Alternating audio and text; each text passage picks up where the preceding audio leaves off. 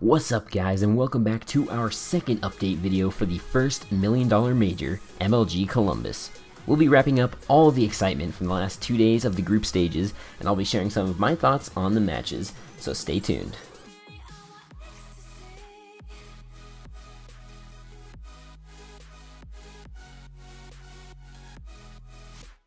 On Wednesday, all the winners from the best of ones on Tuesday played against each other in another best of one for a chance to go straight to the round of 8 quarterfinals, which also nets them a guaranteed spot at the next Valve Major.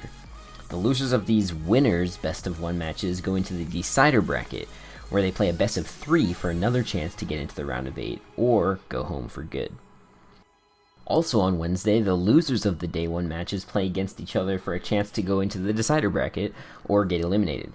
HLTV has an excellent bracket graphic that makes it a lot easier to visualize everything I just said, so let's take a look at how it went in each of the groups. For the first match of Group A, Luminosity handled the Ninjas in Pajamas pretty easily on Mirage, getting themselves straight out of the groups with a 2-0 record. In the losers match, Flipside and Mouse played the most back and forth game that I've ever witnessed, and was probably the most even matchup of the whole group stages.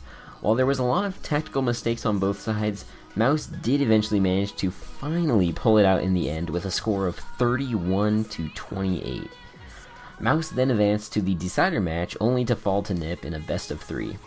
Nip really played out of their minds in this game, including their coach, Threat, who is standing in for Pith because of the whole visa thing, so that was very interesting to see. Nip definitely earned their way out of the groups in this tournament, in my opinion, but they have an extremely tough road ahead of them in the quarterfinals. The first match of Group B was the most exciting game of the tournament so far for me, with Team Liquid beating Fnatic in overtime on Dust 2 by a score of 22-19. Liquid were absolutely on point this game, most notably Adren, who has been absolutely destroying ever since being let go from Liquid, ironically, and surprisingly also Elige. Now, Elige is actually the entry fragger for Liquid, so normally he's not one of the heavy lifters for the team, but this game, and especially in overtime, he was hitting some crazy shots and coming up clutch in several key rounds. Really cool to see from such a young player with not as much experience as someone like Hiko or any of the Fnatic players. While Liquid moved on to the quarters, Splice got upset yet again by FaZe Clan, going out of the tournament with 0 wins. This is such a surprising result from the last hope of North American Counter-Strike, and really sad to see such a great team fall so soon. All jokes aside though, this was another pretty predictable game, as was the next one, with FaZe getting 2-0'd by Fnatic in the decider match, sending Fnatic onto the quarters for a chance to keep the streak alive. Interestingly enough, the second match played in this decider was Cobblestone, a map that has only been played in official matches 3 or less times in 4 of the FaZe players' entire career. So that was just a bit strange for me to see that.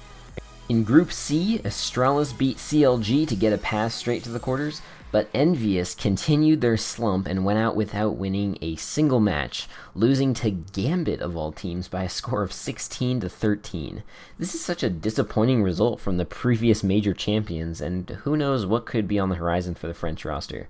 But several fans have been speculating a breakup of the team, or perhaps even another French shuffle between teams like Envious, G2, and LDLC.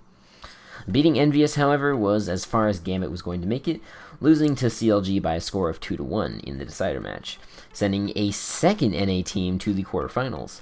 To have 2 teams make it out of the groups at a Valve Major is an exciting achievement for North American Counter-Strike, and personally, I'm excited to see how far Liquid and CLG will be able to go in the round of 8.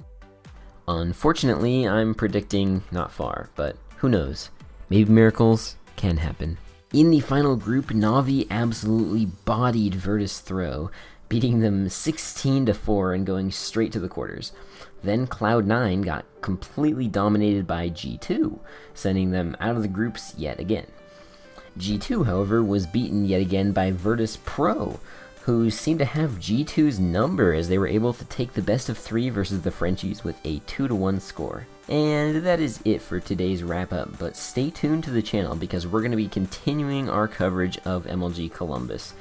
If the group stages have told us anything, it is that the playoffs are going to be even more intense, so I hope you guys are as excited as I am. But that is going to be it for me in this one. I hope you guys enjoyed it, and I will see you in the next video.